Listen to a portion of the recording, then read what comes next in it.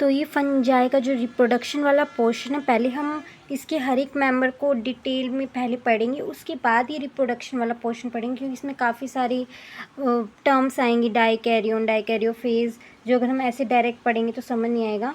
और हम इसके मेंबर्स को भी, फंजाई किंगडम को भी पढ़ने का हमारा तरीका क्या रहेगा कि हम पहले से नोट से पढ़ेंगे, देन एनसीईआरटी रीडिंग करेंगे, तब बहुत अच्छी से एनसीईआरटी रीडिंग होएगी और आपको समझ भी आएगी।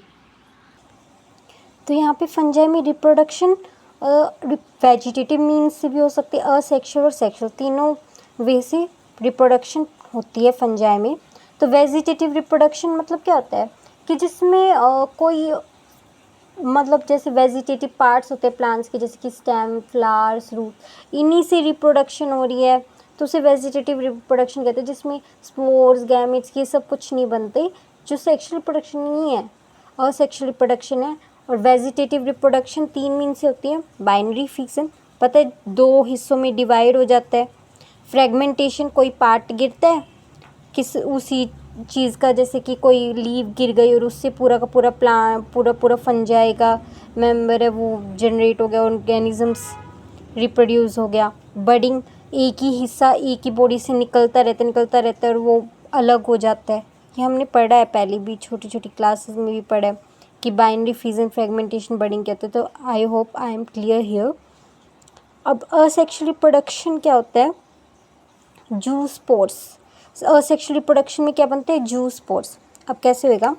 जैसे हमें पता है माइसीलियम है, ये फाइकोमाइसिटिस, सिर्फ ये कर लो जो मैंने बताया था कि हाइफी एसेप्टेड भी हो सकते हैं और सेप्टेड। सेप्टेड मतलब जिसमें क्रॉस वॉल्स प्रेजेंट होती है बीच में, और एसेप्टेड मतलब जो कॉन्टिन्यूस ट्यूब्स होती हैं, मैंने इंट्रोडक्शन में बताया था। और एसेप्टेड सिर्फ एक ही मेंबर में मिलता है, फाइकोमाइसिटिस। अब इधर जो ये दिख रहा है आपको एक ट्यूब टाइप्स, ये क्या है? माइसीलियम ही है, माइसीलियम नहीं सॉरी, हाइफी है एक। अब हाइफी के अंदर साइटोप्लाज्म है, उसके अंदर मल्टी न्यूक्लियस है, काफ़ी सारे न्यूक्लियस है, साइटोकाइनेसिस तो हुई नहीं। अब क्या होगा? जो ये साइटोप्लाज्म है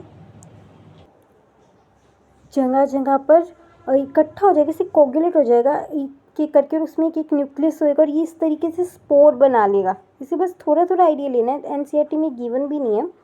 और फ्लैजिला जनरेट्स हो जाएंगे, ओके। और जो जिसमें ये बन रहा है उसे जूस्पोरेंजियम कहेंगे और इसे जूस्पोर कहेंगे, इस तरीके से।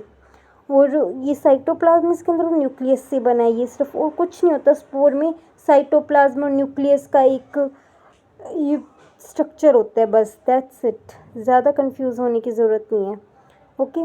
तो इसका जो प्रोटोप्लाज्म था किसका? हाइफी का, जिसमें कोई सेप्टेट नहीं, कोई क्रॉस वॉल नहीं है, कॉन्टिन्यूस ट्यूब्स है, ये डिवाइड हो गया स्पोर्स में।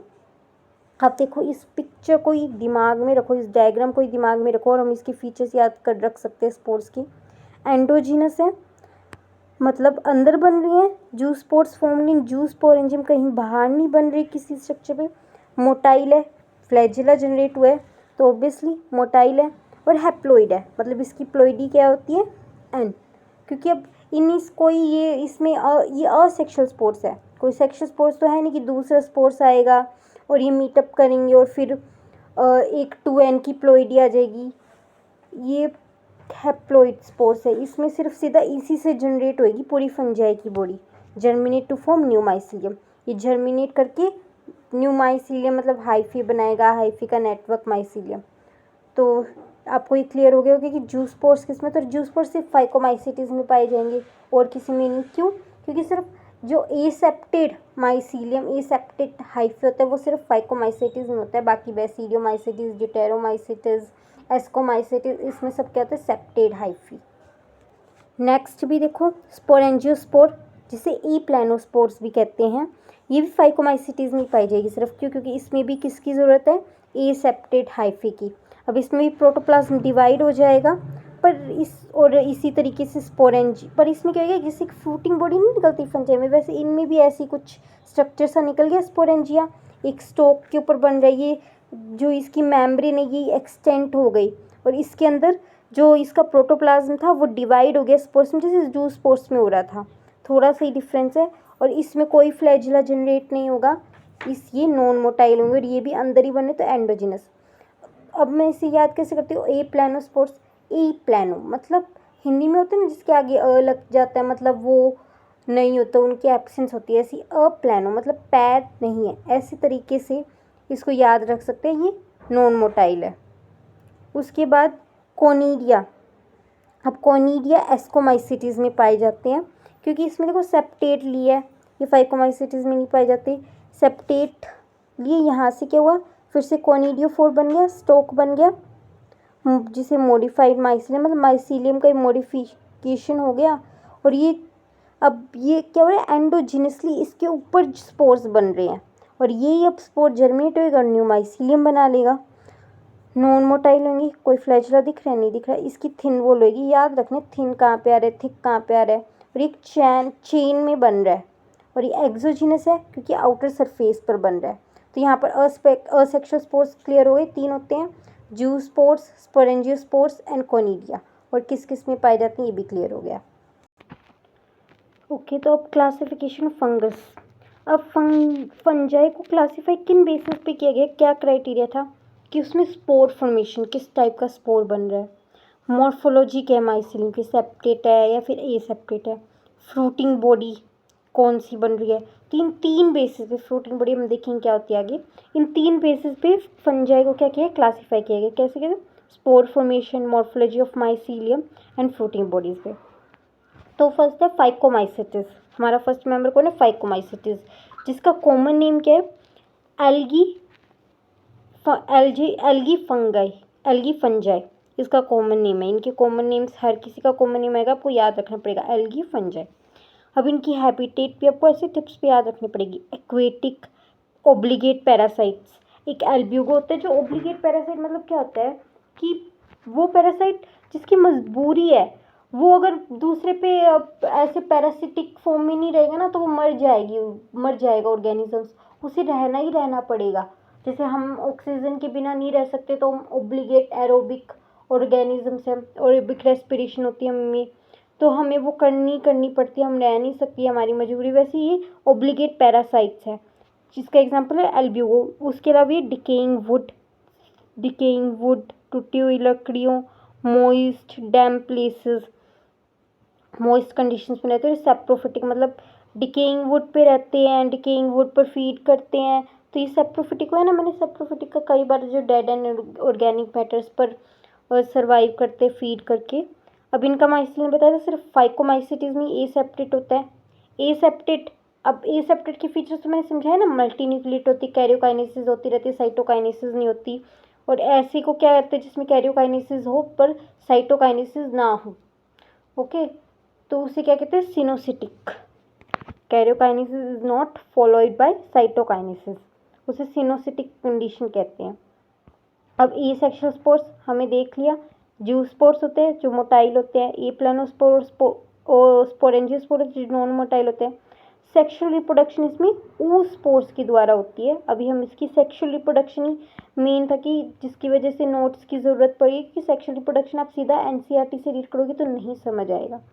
ठीक है, तो सेक्शुअल रिप्रोडक्शन करते हैं, 3 स्टेप्स में आएगी सेक्शुअल रिप्रोडक्शन फाइकोमाइसिटिस की। फर्स्ट स्टेप क्या, प्लाज्मोगैमी।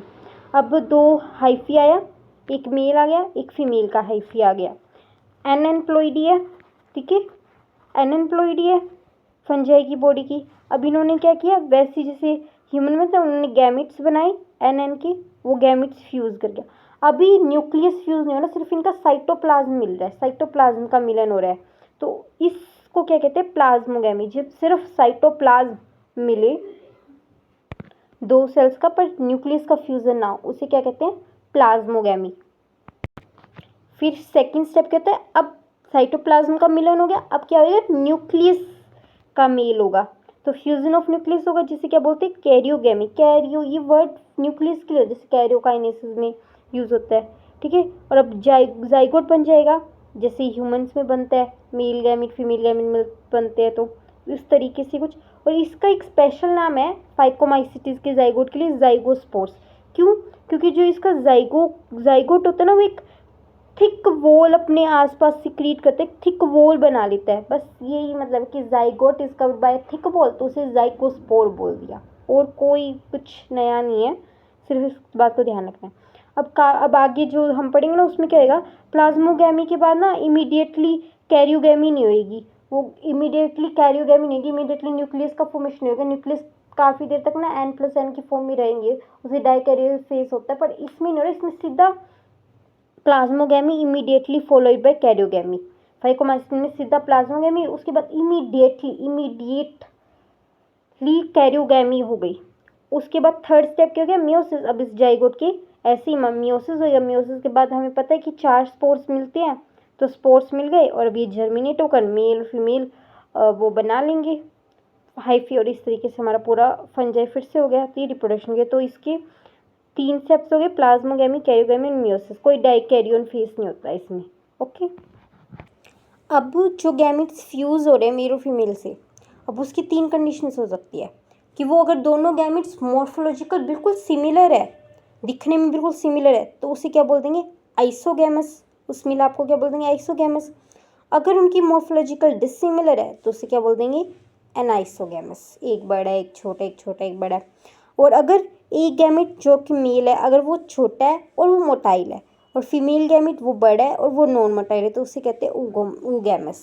अब मैं इसको कैसे ध्यान रखती हूँ कि फीमेल गैमेट नॉन मोटाइल और बढ़ेगी। देखो फीमेल की चलती है तो वो हमेशा बड़ी रहती है ओदे में, तो इसलिए लार्ज, और उसको ऐसे कहीं जाने की ज़रूरत नहीं है, वो आराम से रानियों की तरह रहती है, तो वो नॉन मोटाइल, उसे मेहनत करने की ज़रूरत नहीं है। वही फीमेल छोटा भी बेचारा काम भी करता था, इसलिए वो मोटाइल है। तो इस तरीके से ध्यान रखते हैं ना, तो चीज़ें ध्यान में रहती है। इन्हीं चीज़ों में गलती होती है, छोटी छोटी चीज़ों में, तो इनको ध्यान रखना है। अब जाइगोस्पोर है 2n, zygote is covered by thick wall 2n हो गया ना। अब तो ये ऊस्पोर भी बोल सकते हैं, ऊस्पोर बोलेंगे जब जाइगोट थिक वॉल से कवर नहीं होगा तब ऊस्पोर बोल देंगे। अगर जाइगोट थिक वॉल से कवर हो गया तो जाइगोस्पोर। जरूरी नहीं कि हर किसी में, हर फाइकोमाइसिटीज में जाइगोट थिक वॉल से कवर हो, ना नहीं भी हो सकता, तब उस केस में उसे ऊस्पोर बोल देंगे। तो sexual reproduction is carried by oospores, मैंने पहली लाइन लिख रखी थी। अब इसके एग्जांपल्स है एल्ब्यूगो, म्यूकर, डंग मोल्ड, राइजोपस जिसे ब्रेड मोल्ड कहते हैं, फाइटोफेरा। और अभी आपको इनकी एग्जांपल्स की टेंशन लेनी है, इसको एक बार स्किप करते रहना जब तक एनसीईआरटी लास्ट में, जब ये पूरा किंगडम फंजाई हो जाएगा ना, तब मैं आपको एक ट्रिक दूंगी और सारे टिप्स पे हो जाएंगे आपको लर्न फंजाई के एग्जांपल्स। तो अभी एग्जांपल्स की टेंशन नहीं लेनी। ओके, तो पहले हम इसके एनसीईआरटी रीड कर लेते हैं फाइकोमाइसिटीज़ की सिर्फ, और नेक्स्ट वीडियो में हम एस्कोमाइसिटीज़ और बेसिडियोमाइसिटीज़ कवर करेंगे। ओके ठीक है, तो रीड करते हैं। अब बहुत ईजिली होएगा, अब ये पीस ऑफ केक है और कुछ नहीं है। Members of phycomycetes found in aquatic habitats, decaying wood in moist and damp places और as obligate parasites on plants. मैंने बताया था इनको, आप याद रखना पड़ेगा। कैसे याद रखो, एक्वेटिक हैबिटेट्स में पाया जाता है, डिकेइंग वुड में, मॉइस्ट में एंड डैम्प प्लेसेस में, ऑब्लिगेट पैरासाइट की तरह प्लांट्स पे। The mycelium is aseptate and coenocytic. Mycelium इसकी सिर्फ इसी में एसेप्टेट और सिनोसिटिक और सब में सेप्टेट है। असेक्सुअल रिप्रोडक्शन किससे होते हैं, 2 स्पोर्स से, जू स्पोर्स जो कि मोटाइल, और बाय ए प्लेनोस्पोर्स नॉन मोटाइल। इसमें तो स्पोरेंजियोस्पोर नाम भी नहीं दिया जो मैंने आपको बताया था, लेकिन इसमें ये लिख दिया कि these spores are endogenously producing sporangium. ये जू स्पोरेंजियम वो के अंदर ये एंडोजेनियसली अंदर बनते हैं दोनों ही स्पोर्स। द जाइगोस्पोर क्यों, क्योंकि zygote is covered by thick wall, is formed by fusion of 2 gametes, 2 gametes के फ्यूजन से बना है। अगर ये गैमेट सिमिलर मॉर्फोलॉजी में तो क्या हो गया, आइसोगैमस, और डिसिमिलर हुए तो एनाइसोगैमस और oogamous हो सकता है। और oogamous और एनाइसोगैमस में क्या क्या कंडीशंस रहेगी ये भी बता दी। इसके कुछ एग्जांपल जिसकी टेंशन अभी बिल्कुल भी नहीं लेनी, मैं लास्ट में एक ट्रिक दूंगी, सब एग्जांपल्स लर्न हो जाएंगे। तो इसके एग्जांपल्स है क्या, एक बार रीड करने के लिए बस, Mucor, Rhizopus, the bread mould mention earlier, जो पहले मेंशन किया था, इंट्रोडक्शन में मेंशन किया था, उसकी बात कर रहे हैं। एंड एल्ब्यूगो, एल्ब्यूगो क्या एक पैरासिटिक फंगस है जो एक सरसों के पौधे पे लगते हैं, मस्टर्ड पे लगते हैं, मतलब इनकी मजबूरी है पैरासाइट बनना। ठीक है, अब गौर से देखो इस डायग्राम को, जो ये सिर्फ फाइकोमाइसिटीज़ का जो ए डायग्राम है सिर्फ उसको देखो, ये किसका डायग्राम है, म्यूकर का। ठीक है, तो डायग्रामेटिक बेस्ड क्वेश्चन भी आ जाते हैं, इसको ध्यान से देख लो। देखो कैसे मूसा मूसा हो रहा है सब कुछ, ऐसे तरीके से याद बोलते हैं ना, मूसा मूसा, भीड़ भिड़ाका, तो ये म्यूकर। ओके, तो हम नेक्स्ट वीडियो में बेसिडियोमाइसिटीज़ एंड एस्कोमाइसिटीज़ कवर करेंगे।